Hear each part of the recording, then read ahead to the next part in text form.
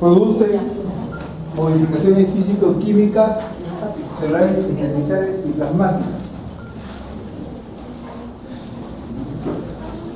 Por eso que es importante protegerse.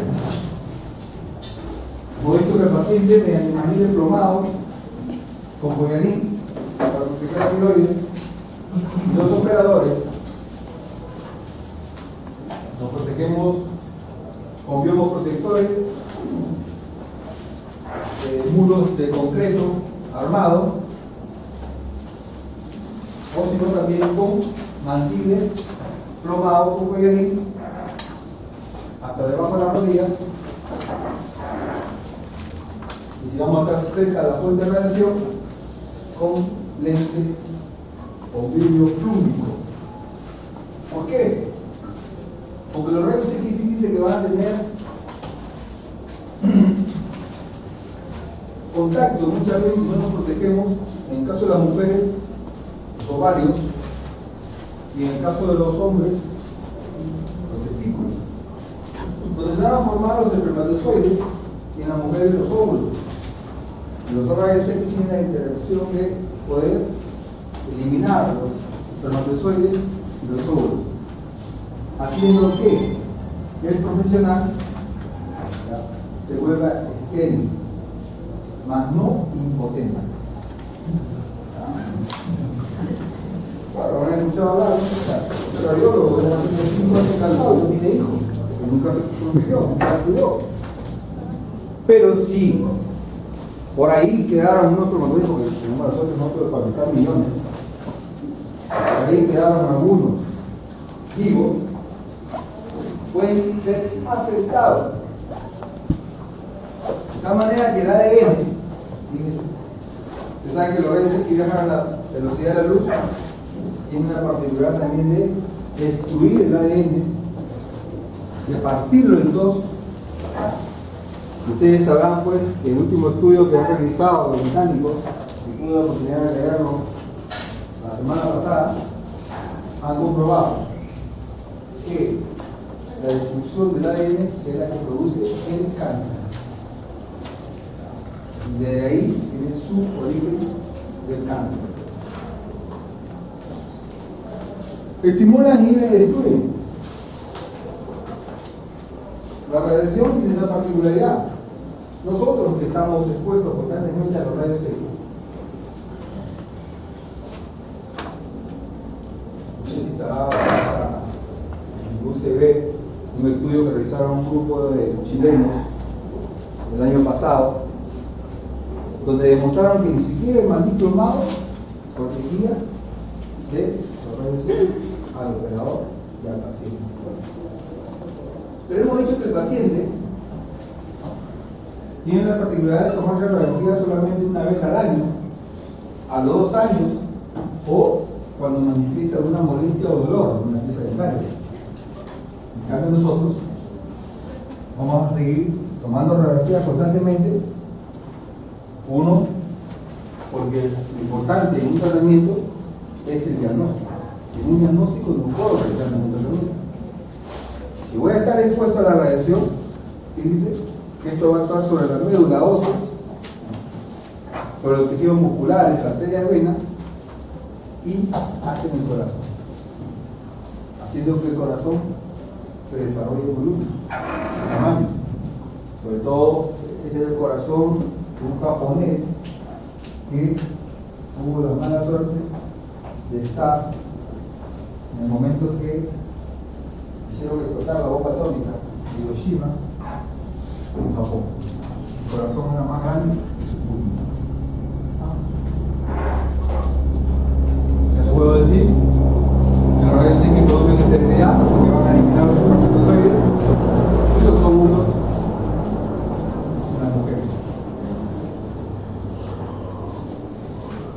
Alopecia, todo tipo de radiación produce alopecia. Los rayos X también.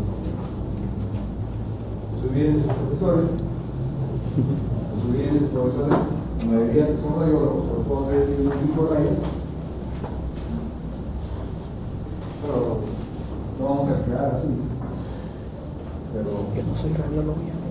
por la radiación de piel, el cabello. Un hospital que tiene. No hay.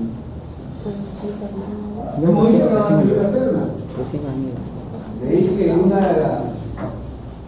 de los cánceres más avanzados que no tienen cura es la radiación producida por la radiación. Estoy hablando de un arequipeño, cuando estuvieron instalando lo que era los tubos de gas de camisea, en la noche este personaje, este guardián, al pasearse por la zona donde estaban colocando los tubos, vio algo que brillaba, ¿no?, en el campo. Qué bonito, se parece a eso que dan en las discotecas. Lo cogió con una mano, se lo guardó en la parte del bolsillo de atrás y se fue a su casa. A las 8 horas estaba con un dolor intenso en la mano y en el glúteo. A las 12 horas empezó a destruirse parte del glúteo y la mano, la piel. Todos se preguntaban en el hospital, ¿pero qué cosa ha hecho? ¿Qué cosa ha pasado? Entonces la familia decía, no, le han hecho daño.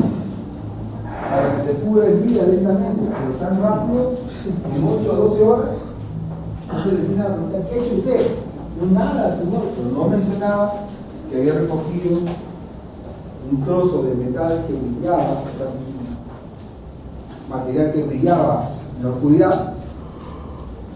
Cuando van a su casa, claro, fueron los del espejo, protegidos porque ya habían denunciado que había sido robado un hisopo radiactivo. A las 48 horas, el hombre murió.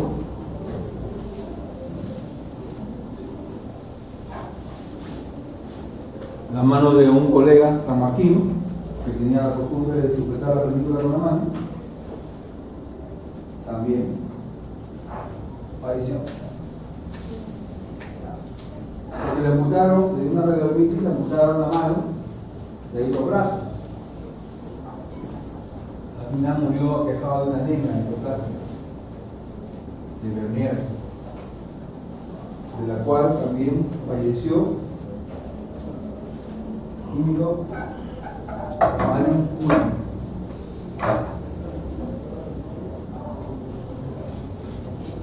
La radiación produce cicatrices queloides.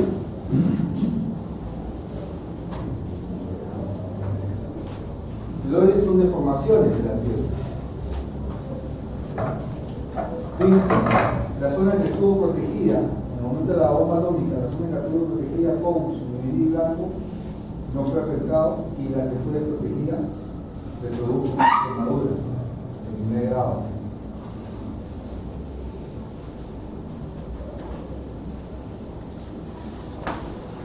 Las características clínicas son primero el glúteo, que afecta manos, cara y a veces extremidades anteriores.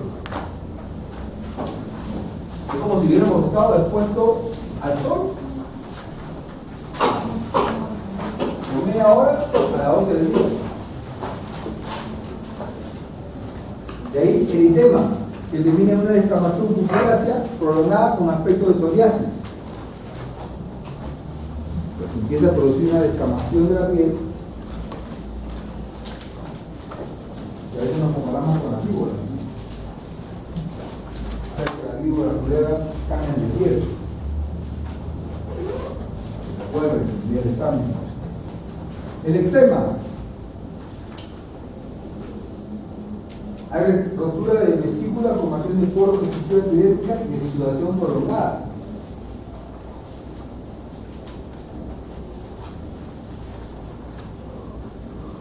La cuarta, la formación de costras. Hay una lesión irregular, una queloide. Y la radiomitis es considerada como una lesión tardía. porque no se va a manifestar inmediatamente, en el caso de nosotros. Esta manifestación se va a dar desde el año, medio, 2 años.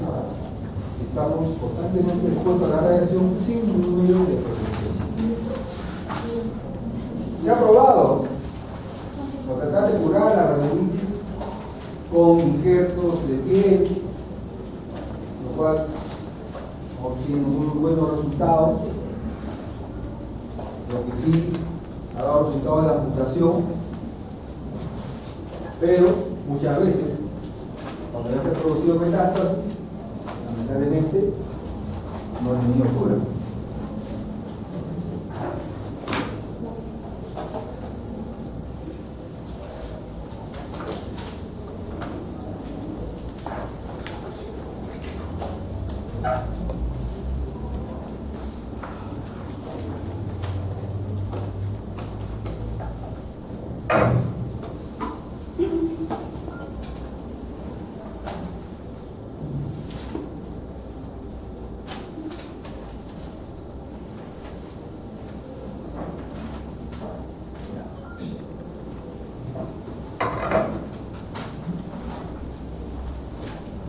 Las características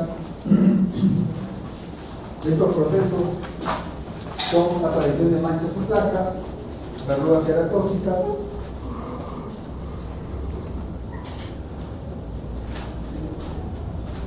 bueno, esto lean, ¿no? Ténganlo como cultura general para que tengan un poco de temor a los rayos, pero no miedo.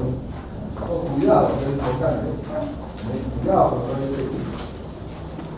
Fíjense lo que produce las lesiones vasculares, isquemia, psoriasis, la leucopenia, la dermitis, precoces y tardías, agudas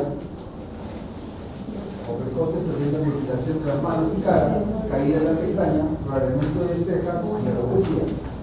Eso lo pueden ustedes comprobar en INEM, Instituto Nacional de Enfermedades Neoplásicas, en los pacientes que salen después de haber recibido una radioterapia. Los efectos pueden ser directos y indirectos. Los directos son causados por una zona específica o determinada por la radiación, o sea que la célula muere en el momento de su división mitótica. Mientras que los indirectos, de posición correctiva sobre los tejidos extraños que son incompatibles con los tejidos del organismo, alterando la función celular. Les dije que los rayos X tenían la posibilidad de convertir el agua de nuestro cuerpo en peróxido de hidrógeno, ya agua oxigenada.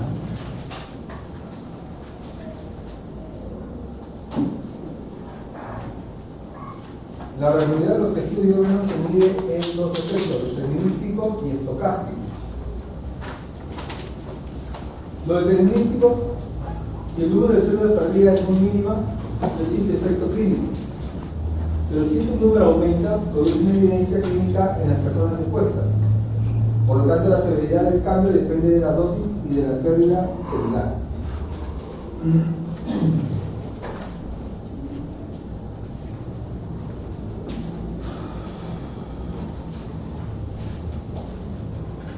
O alguien tengo muy bien pirateado, que sea tráiganlo para evitar esto. Los estocásticos son los cambios que de acuerdo a la dosis existe la posibilidad de desarrollar un cáncer, pero no su gravedad.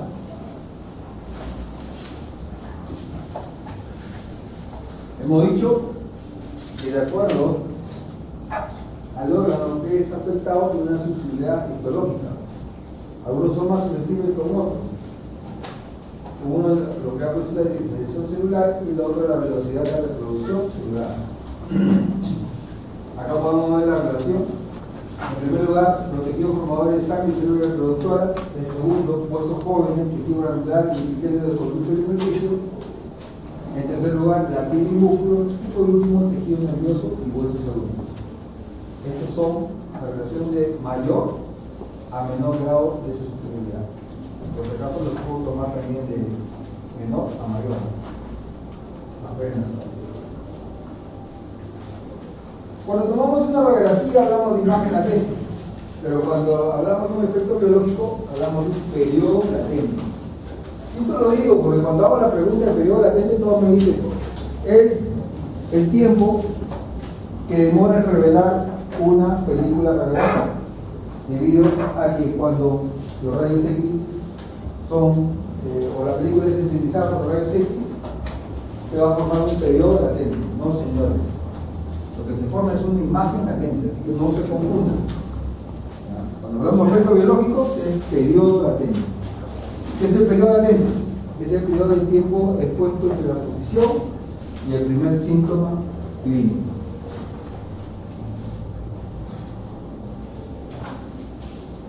Acá podemos ver la dosis efectiva en exámenes radiográficos. Podemos observar que, bueno, toman una radiografía dental, tiene una dosis de radiación mucho menor en milisievert que un enema de bario, un tacto latitudinal alto, una tomografía de cabeza y cuerpo.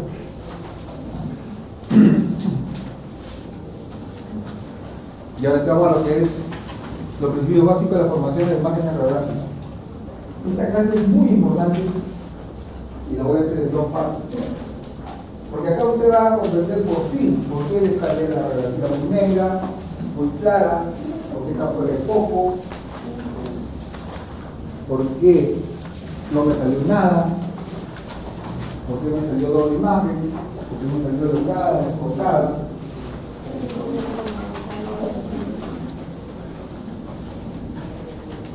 Los factores que intervienen en la producción de la imagen radiográfica son tres. Uno relacionado con el tipo de rayos X, el grado de radiación. El otro con la densidad del objeto, hueso, esmalte, lentina. En caso del estudio que nos vamos a realizar. Y el tercero con la película radiográfica o el registro de imagen radiográfica. En el primero, como ustedes pueden observar, hemos dicho que tiene relación con el tipo de rayos X. ¿Por qué? Porque en primer lugar, el tipo de exposición va a permitir que obtenga una imagen contrastada o una imagen clara. Si yo, por ejemplo, tomo una radiografía a los incisivos centrales inferiores, se habrán dado cuenta que el tiempo de exposición es de 0,46 a 0,50. Pero en cambio, si tomo una radiografía a una molar, el tiempo de exposición aumenta a 0,64 o 0,70. ¿Por qué? Porque la densidad del incisivo lateral, al ser un diente delgado, al igual que su raíz, no necesita de muchos rayos X para ser sensibilizada la película. En cambio, la molar, si es superior, tiene 3 raíces y la corona es mucho mayor. Entonces requiere de más tiempo de exposición. ¿Con qué finalidad? De que los rayos X atraviesen la pieza dentaria y me sensibilicen la película. ¿Con qué finalidad? De formar una imagen latente, que se va a hacer visible cuando lo revelemos.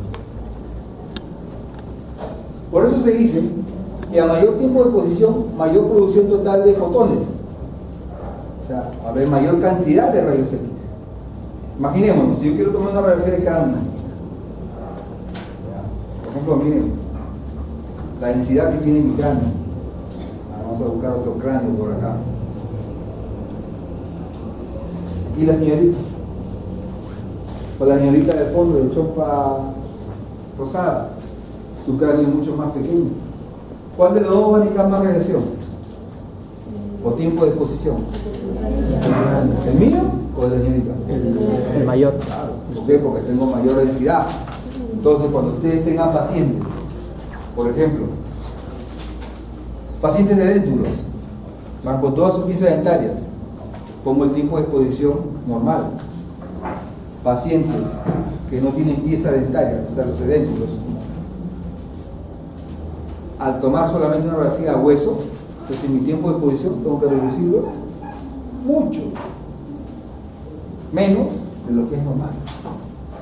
Porque si yo tomo con el tiempo de exposición una zona idéntica, donde no hay dientes, normal, van a pasar todos los rayos X o fotones radiógenos, me van a sensibilizar la película, que cuando ustedes la van a revelar, les sale completamente negra, donde no me permite observar el hueso.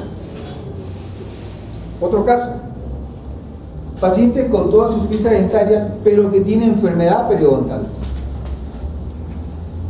¿Qué me interesa observar ahí? Si tiene caries o cómo está la altura de las crestas óseas. ¿Cómo está la altura de las crestas óseas? Si yo lo tomo con el tipo de exposición normal, no voy a poder observar la altura de las crestas óseas, porque la densidad del hueso es menor que la del esmalte y la dentina. Entonces tengo que reducir mi tiempo de exposición. En vez de un adulto, le pongo el tiempo de exposición de un joven, ¿ya? Y ahí voy a tener, y sobre todo, y si es en zonas molares, le pongo de un joven, pero en premolares. Y voy a obtener una imagen mucho más clara que me va a poder permitir observar la densidad ósea. Entonces, si yo le doy el tiempo de exposición normal, si aumento la radiación, todos los rayos van a atravesar que no voy a poder observar la altura de las crestas óseas, y al ver todo negro o radiolúcido, le voy a decir al paciente: ¿sabe qué, señor? Usted ya no tiene hueso y va a tener que extraer todas las piezas dentales. Por eso es importante conocer en qué influye el tiempo de exposición al momento de tomar nuestra radiografía.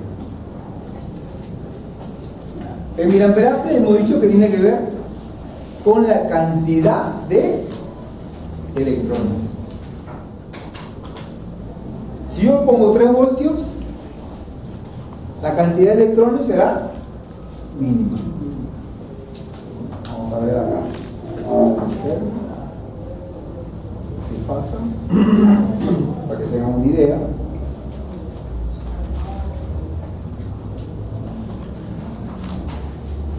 Por ejemplo,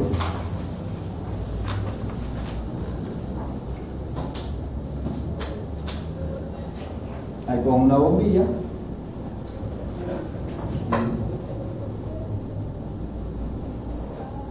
$3 voltios, miren cómo alumbra la bombilla, es débil, aumento de voltaje,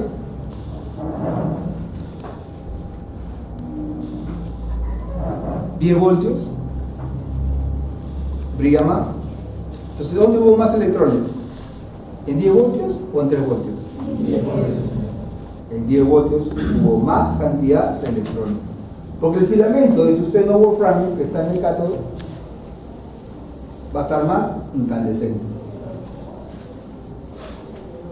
En cambio, en 3 voltios fue menos incandescente, la producción de rayos X va a ser menor, pero lo necesario para tomar una radiografía a un niño. En cambio, en 10 voltios es mayor la cantidad de fotones de radiógeno, lo cual me puede permitir tomar una radiografía oclusal, por ejemplo, que se toma a más distancia y la placa es mucho más grande. ¿Y por qué es mayor? Porque miren la densidad ósea que hay desde el punto de gravedad hasta que sensibilice la película. Toda la cantidad de hueso que hay, fíjense que son 4 o 5 veces más que la de tejido alveolar. Por eso que cuando tomo una radiografía periapical o intraoral o retroalveolar, el tiempo de exposición es menor. Aumenta solamente de acuerdo a la pieza dentaria a la cual voy a radiografiar. Entonces no se olvide, el miliamperaje tiene que ver con la nube de electrones. Cuando esta nube de electrones es atraída violentamente hacia el ánodo y choca en la mancha focal, recién son fotones radiógenos o rayos X. Pero no olvidemos que, a ver, la lista, ¿ya firmaron todos? No. Ya, terminen de firmar. Pregunto. A ver, señorita, usted. Si no sabe, no hay problema, no pongo nota. Yo pongo, es la primera vez, no se preocupe. Aprenda a defenderse.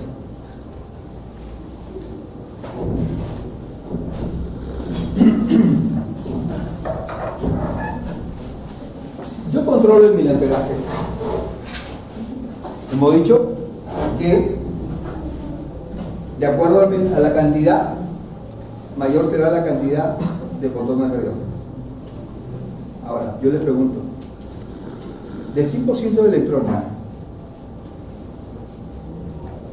el 1% correspondería al calor o a la formación de rayos X.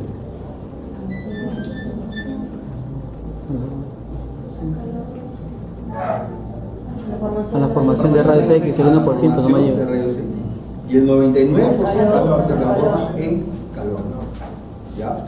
Entonces acá yo controlo el miliamperaje. Por ejemplo, voy a tomarle a un niño 10 miliamperios, voy a tomar a un adulto 15 miliamperios, voy a tomar una espiral, una lateral oblicua, por ejemplo, 15 miliamperios. Hemos dicho que el filamento, ¿ya? Para nosotros poder controlar el voltaje en el cátodo, vamos a tener que utilizar un transformador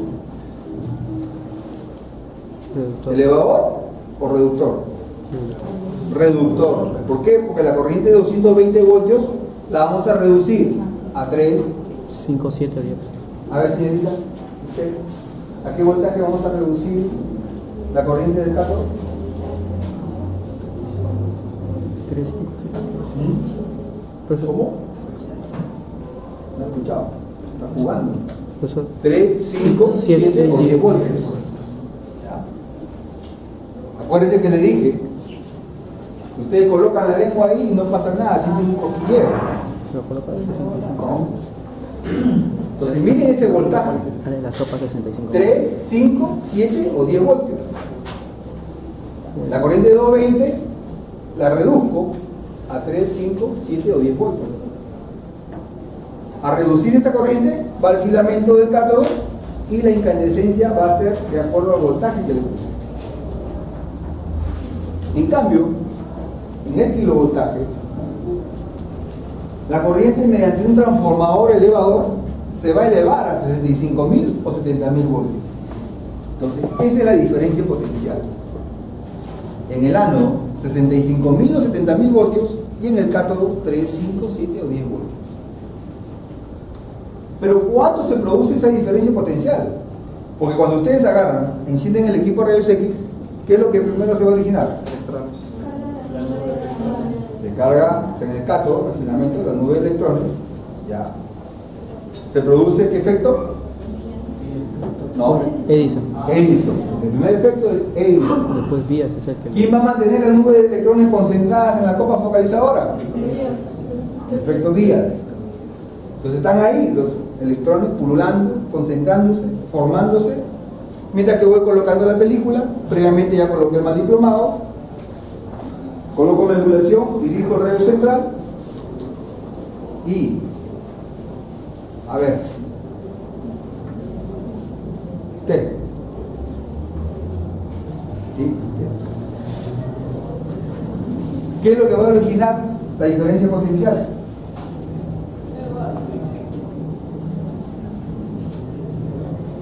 ¿Qué es lo que tengo que hacer para que se origine la diferencia potencial? La descarga del paso de 3 a 5 voltios a 65.000. A ver, señorita, su vecina, para siguiendo, de 3 a 5 voltios a 65.000 es el cambio brusco. ¿Cómo? Aumentar el kilovoltaje. El cambio brusco no es.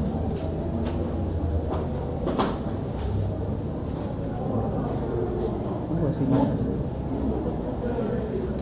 Presionando el botón disparador, porque si yo presiono el botón disparador, la corriente de 220 voltios, mediante un transformador elevador, fíjense, de mayor tamaño, va a elevar la corriente de 220 a 65.000 o 70.000 voltios.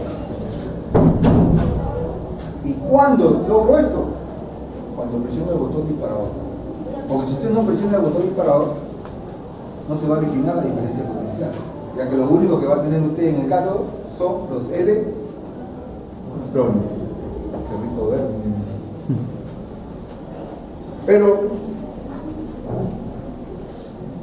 fíjense, ¿qué sucede si yo aumento el kilovoltaje? Por lo menos la pega de ahorita, a molares, ya está el tiempo de exposición en 0,58 décimas de segundo, pero aumento el kilovoltaje. Si con, hablamos 45 kV, suficiente para tomar una rapidez de molares, y lo aumento a 60 kV. La producción de rayos X ya está dada en el cátodo por la cantidad de electrones que va a haber, pero al aumentar el kilovoltaje, estos van a tener mayor frecuencia, mayor energía, por lo tanto, la reducción de qué tamaño será.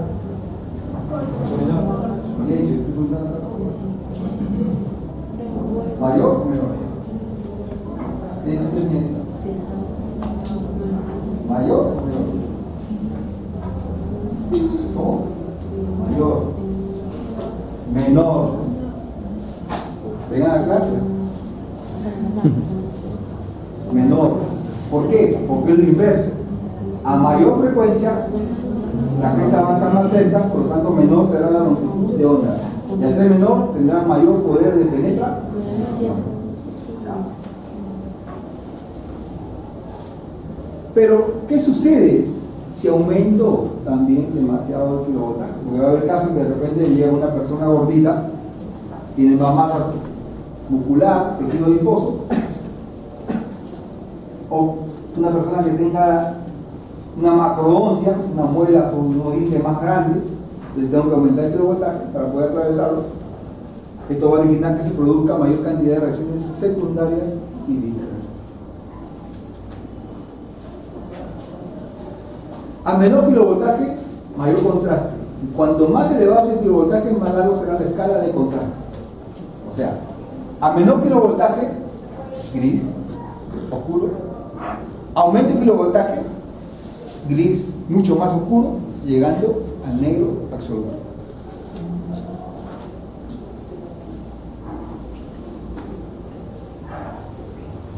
La distancia foco-película.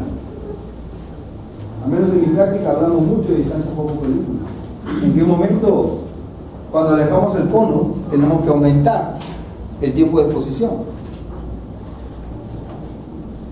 Para poder lograr que los rayos X atraviesen el objeto y sensibilicen la película, cuando alejo el cono, tengo que aumentar el tiempo de exposición para que viaje a la velocidad de la luz. Se dice que este tiempo de exposición es inversamente proporcional a la intensidad de las reacciones directamente y proporcional al cuadrado de la distancia. Foco plano.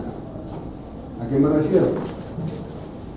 Mientras más cerca me encuentre yo a la fuente de exposición, menor será el tiempo de exposición. Y mientras más me aleje, mayor será el tiempo de exposición.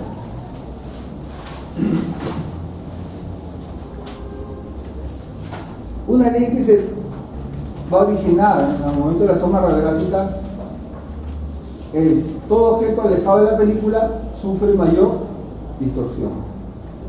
Todo objeto cerca a la película, la distorsión es menor. ¿Cómo compensamos nosotros? Con los ángulos. Que la distorsión de la imagen radiográfica no sea mayor en nuestra película, es alejando el cono. Por eso que la técnica por paralelismo, ¿ya?, que está a 16 pulgadas, hablamos de unos 40 centímetros, ¿ya?, unos 40 centímetros de longitud, tenemos que aumentar el tiempo de exposición para que los rayos X se desplacen por esos 40 centímetros, atraviesen el objeto y sensibilicen la película. Pero al hacer eso, la imagen se reduce de tamaño. Por ejemplo, vamos a hacer acá otra demostración.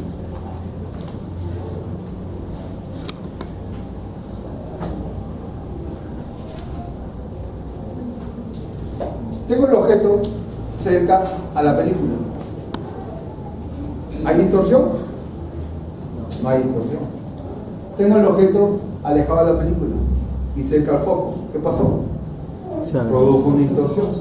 ¿Cómo compenso yo esa distorsión para que salga mucho pequeño, más pequeño? ¿Por qué? Porque eso me puede producir una superposición de imágenes en las otras piezas dentarias que están cerca de la película, alejando el foco. Entonces, cuando tengan ustedes caninos, premolares que estén por vestibular o que estén por palatino, dejando la arcada dentaria alejada de la película, alejen el cono. Aléjenlo 9, 10 milímetros, 11 centímetros, perdón. No mucho tampoco. Todo objeto, se nos olviden, todo objeto cerca de la película, la distorsión es mínima. Todo objeto alejado de la película, la distorsión es máxima. Por último, el tamaño de la mancha focal. Es conveniente que el tamaño de la mancha focal sea lo más pequeño posible para tener radiografías de alta definición, contraste y dibujo, que es lo que se obtiene actualmente en las técnicas panorámicas.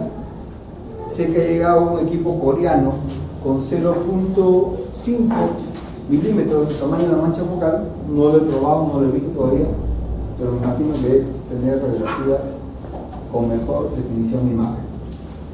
Pero la desventaja de que a generar mucho calor, estos equipos también duran poco tiempo, se queman rápidamente. ¿Cómo logramos nosotros que el tamaño de la mancha focal sea pequeño, dándole mayor angulación a la mancha focal? Por ejemplo, ustedes lo ven acá, el tamaño real, y al darle angulación, esta se reduce. Tamaño normal, y al darle la angulación, vean ustedes. No es que la placa va a ser más pequeña, sino que se le da más angulación para que el tamaño se reduzca. Acá vemos la mancha focal, un cráter, ¿no? Que ya pues, por el equipo que ya es antiguo. Eso permite que una menor cantidad de rayos X salga hacia el exterior. Por eso que cuando ustedes suben al tercer piso, tienen que hacer doble disparo, ¿ya? Para poder sensibilizar la película. Pero al revelar hay que tener mucho cuidado y de acuerdo al tipo de película, porque si es lila y le di doble disparo, cuando revele y lo dejo demasiado tiempo revelado, se me va a poner oscura. Le tienen que controlar ustedes el tiempo de revelado. La colimación, hemos dicho que vamos a reducir el tamaño de la radiación. ¿Con qué finalidad? De evitar que la cabeza del paciente sea irradiada vanamente, ¿no? Reducimos el tamaño de la radiación. Hay conos circulares y rectangulares. El mejor es el rectangular que tenemos acá en el laboratorio de imagen. Lo malo que hay que usarlo con un posicionador o directriz para que las radiografías no le salgan, como se dice, con corte focal. Vean ustedes el A radiógeno del cono rectangular, es de aproximadamente 4.5 centímetros de longitud a 6, y el cilíndrico 7 centímetros. Este es un diafragma, es como una arandela con un agujero de 2 centímetros. Acá atrás vemos el filtro de aluminio, que también va a reducir el A radiógeno. Este es un cono largo de 40 centímetros de longitud. Vean ustedes cómo un colimador redondo que te va a dar una dosis de radiación de 0.84, el rectangular prácticamente es mucho menor, 0.33. 4 radiografías Bywin con colimador rectangular es el equivalente a una radiografía panorámica, la dosis de radiación que ustedes van a recibir. En el año 83 se hizo un estudio donde se comprobó que el cono colimador rectangular, la colimación que efectuaba permitía que la dosis de radiación sea mucho menor que el redondo. Fíjense, acá 8, 23, acá la tiroides 51, 517. La filtración sabemos que es colocar el filtro de aluminio delante de la ventana del tubo con la finalidad de absorber los rayos X de onda de longitud larga. Si la primera vez no me entendieron, espero que con esta segunda vez que vuelvo a repetir esta clase, lo entiendan. La clase pasada hemos hecho lo mismo, con otros gráficos, y ahora lo estamos repitiendo. ¿Ya? ¿Por qué absorbemos solamente lo de radiación blanda? Porque no va a atravesar el objeto o el sujeto. ¿Ya? Y se utilizan filtros de aluminio. Estos filtros de aluminio, fíjense, tienen un grosor de acuerdo al kilovoltaje que tiene el equipo radiación. A mayor kilovoltaje, mayor será el grosor. A menor kilovoltaje, menor será el grosor. El que usamos actualmente nosotros es de 1.5 a 2 milímetros. Pero también, aparte del filtro de aluminio, se va a producir otro tipo de filtración, que es la filtración inherente. El aluminio es adicional. La filtración inherente, ¿quién la va a realizar? La ventana del tubo, el aceite refrigerante, ¿ya? Porque les he dicho que cuando se producen los rayos X, se producen rayos X de todo tipo de longitud de onda, pequeño, mediano, grande y extra grande, o largos. Y estos van a ser absorbidos por el filtro, por la ventana del tubo y el filtro de aluminio. O sea, aceite refrigerante y filtro de aluminio. Acá tenemos un cuadro que a mayor kilovoltaje, más grueso, a menor kilovoltaje, mucho menor. Por si acaso, señores, el filtro de aluminio no colima. Y es una pregunta de el 99% cae. ¿Ya? ¿Y por qué no colima? A ver.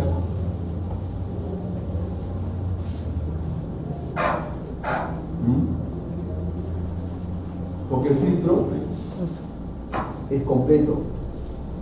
En cambio, el colimador, si es un diafragma, tiene un agujero en el centro. Si hay un agujero, ¿va a filtrar los rayos? No. Va a dejar pasar los rayos. Por último, ahora sí acabamos, la eficiencia del equipo. Soy el único profesor actual que le da importancia a la eficiencia del equipo. ¿Otro no? Si no, ¿para qué? Si al igual va a producir rayos X, muy bien, todos producen rayos X, pero no todos producen rayos X, como poniendo ejemplo, un LED Sony, un LED Mirai, la marca más barata que hay, Mirai, o Mirai, o un LED Samsung.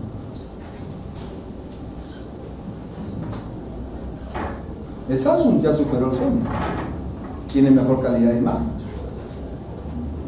El Sony no.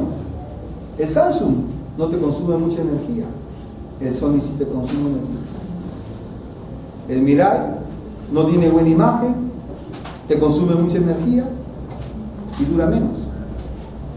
Entonces, ¿ustedes cuál se comprarían?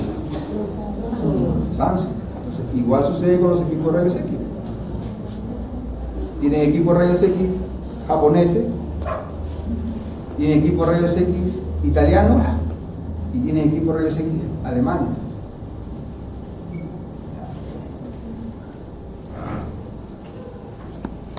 Cuando ustedes compren un equipo rayos X, en primer lugar pregunten la procedencia del tubo de rayos X. Si es japonés o ruso, excelente. Y el ruso tiene más duración, dura más que el japonés. Pero si es chino o italiano, esperen pues que se les madure en cualquier momento. Cuando tome yo una radiografía, si ustedes se quieren comprar un equipo rayos X, le dicen, mire, ve, acá le tengo un equipo de $4.500, acá le tengo otro equipo de $3.000 y acá le tengo uno más barato de $1.800. Los tres producen rayos X Los tres son de 70 kV y 8 miliamperios. Los tres utilizan el mismo tiempo de exposición. Entonces, hagan una prueba. Lleven una pieza dentaria con el mismo kilovoltaje, miliamperaje y tiempo de exposición. Tomen una radiografía de ese objeto y revelen. De repente el chino no controla muy bien el tiempo de exposición y las imágenes le salen muy oscuras, pero el alemán me da una imagen contrastada, óptima, y el japonés de repente me da una imagen muy clara, porque una produce menos rayos X, la otra produce mucho más rayos X. En cambio el alemán, que pasa por lo que es el control de la calidad, es mucho mejor. Así que no se lleguen por lo barato. A veces lo barato sale caro. ¿Ya? Esa es la importancia que tiene la eficiencia del equipo de rayos X. Porque de repente con alemán yo puedo tomar extraorales, puedo tomar hasta de Parma, cóndilo, en cambio con las otras no. ¿Alguna pregunta? No, doctor. La próxima semana vamos a continuar. Vayan viendo lo que es. Bueno, acá vemos cómo se forman los rayos X, ¿no? Presiono el botón disparador. Acá está el botón disparador. Porque ya el equipo está conectado, se han producido los electrones. Ahí se producen los electrones. Presiono el botón disparador. Recién va a presionar. Y la corriente se va a elevar para originar la diferencia potencial, la cual va a permitir que los electrones sean atraídos únicamente hacia la mancha focal y se originen los fotones radiógenos, siendo primero filtrados y después colimados. La próxima clase vemos factores con nanoabsorbentes y la película. Delegado, tu uso